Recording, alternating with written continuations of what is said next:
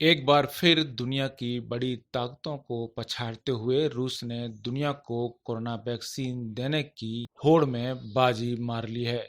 सोमवार को वैक्सीन को रेगुलेटरी बॉडी की मंजूरी मिल चुकी है और इस बात का ऐलान खुद रूस के राष्ट्रपति व्लादिमीर पुतिन ने किया। पुतिन ने यह भी बताया कि उनकी दो बेटियों में से एक को वैक्सीन दी जा चुकी है और वो बिल्कुल ठीक है।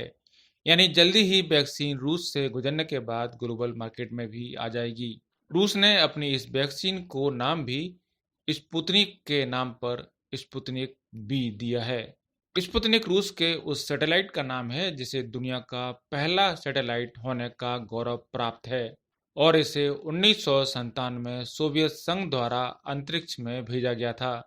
इस तरह रूस के सैटेलाइट स्पुतनिक को दुनिया भर में स्पेस रिसर्च में एक नया अध्याय जोड़ने के नाम से जाना जाता है। कोरोना वायरस के लिए पहली वैक्सीन को भी रसिया ने स्पुतनिक का नाम देकर उसी स्पुतनिक मूवमेंट की यादें ताजा की हैं। इस वैक्सीन के बारे में विस्तृत जानकारी के लिए रूस ने अब स्पुतनिक वैक्सीन के नाम से एक वेबसाइट भी जारी कर दी है, जहां इसके बारे में सारी जानकारी दी गई है।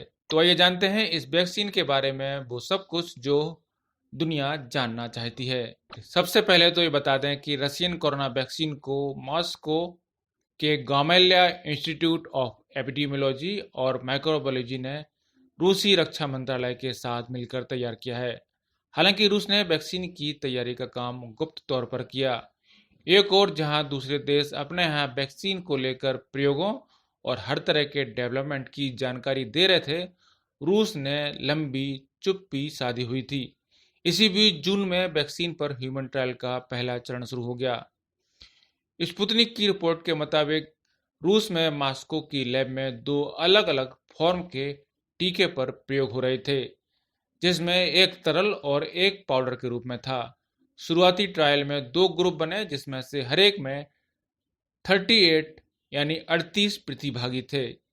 इनमें से कुछ को वैक्सीन दी गई जबकि कुछ को प्लेसिबो इफेक्ट के तहत रखा गया, यानी उन्हें कोई साधारण चीज देते हुए ऐसे जताया गया जैसे दवा दी जा रही हो।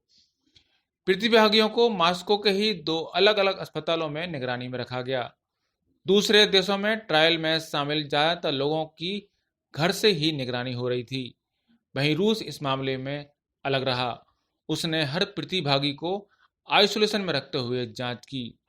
इसमें रूस की सरकारी मेडिकल यूनिवर्सिटी सेचेनोव में ट्रायल किए गए और कथित तौर पर वैक्सीन को इंसानों के लिए सुरक्षित माना है। दो ट्रायलों में वैक्सीन आजमाई गई और जुलाई में ही प्रतिभागियों को अस्पताल से छुट्टी भी मिल चुकी है। दिलचस्प बात यह है कि अब भी इसके तीसरे चरण का ट्रायल चल ही रहा है। रूसी समाचार एजेंसी तास ने जानकारी दी है कि इस वैक्सीन का तीसरा ट्रायल अब ब्राजील में भी शुरू हो रहा है। रूस की corona vaccine adenovirus base formula पर बनाई गई है। एडोना वायरस विषाणुओं के उस समूह को कहते हैं जो हमारी आंखों, श्वास नली, फेफड़े, आंतों और नर्वस सिस्टम में संक्रमण का कारण बनते हैं। यानी शरीर में विषाणु यानी वायरस ही डाले जाएंगे, लेकिन मृत अवस्था में। रूसी एक्सपर्ट्स का दावा है कि शरीर में डालने के बाद ये खुद को रेप्लिकेट करके आगे नहीं बढ़ सकेंगे, बल्कि शरीर में एंटीबॉडी तैयार हो जाएगी जो असल में वायरस का हमला होने पर तुरंत सक्रिय हो जाएगी। फिलहाल इस टीके की लिमिटेड डोज तैयार हो चुकी हैं और रूस ने दावा किया है कि अपने हेल्थ वर्कर्स और शिक्षकों को वैक्सीन देने से इसकी शुरुआत की जाएगी। सितंबर में दूसरे देशों से भी रूस अप्रूवल की बात करेगा। दूसरे देशों से सहमति मिलने के बाद वहां के लिए भी दवा का उत्पादन शुरू हो जाएगा। ब्यूरो रिपोर्ट, पत्रिका टीवी।